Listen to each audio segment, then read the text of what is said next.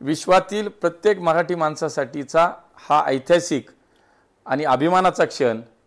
आज आपल्या मराठी भाषेला अभिजात भाषेचा दर्जा मिळाला आणि त्यासाठी आपल्या देशाचे प्रधानमंत्री माननीय नरेंद्रजी मोदी यांचे मी मनापासून तमाम मराठी जनांच्या वतीनं आभार व्यक्त करतो आणि समस्त मराठी जनांचं मनापासून अभिनंदन करतो।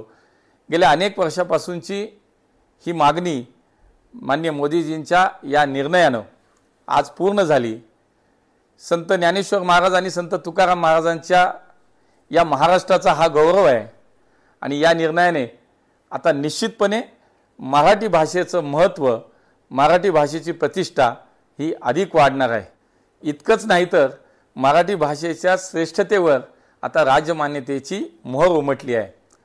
मला चांगलं आठवतंय की 2014ला माननीय देवेंद्रजींच्या नेतृत्वाखाली राज्य सरकार जे काम करत होतं त्यांचं सरकार आणि आत्ताचं महायुतीचं सरकार यांचे प्रयत्नसुद्धा मला खूप महत्त्वाचे वाटतात आणि म्हणून त्यांचंही अभिनंदन आज पुन्हा एकदा मी माननीय मोदीजींना या महाराष्ट्रातल्या प्रत्येक मराठी माणसाच्या वतीनं धन्यवाद देईल। आता राजमान्यता मिळाली, आता आपल्या भाषेला अभिजात दर्जा मिळाला आणि त्यामुळे मराठी भाषेचा पुढच्या काळातला प्रचार प्रसार यासाठी निश्चितपणे आता केंद्र सरकारच्या माध्यमातून अनुदान असेल, अनेक काही गोष्टी त्याच्यामध्ये अधिकच्या आपल्याला आता आपल्या भाषेचा प्रसार करण्यासाठी विकासासाठी ह्या प्राप्त होतील।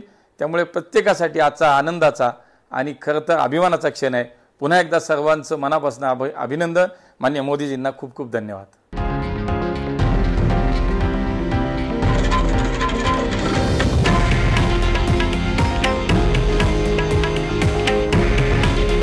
हे आहे देशातील नंबर 1 न्यूज नेटवर्क आणि आपण पाहत आहात TV9 मराठी। काळजी तुमची, हित महाराष्ट्राचं।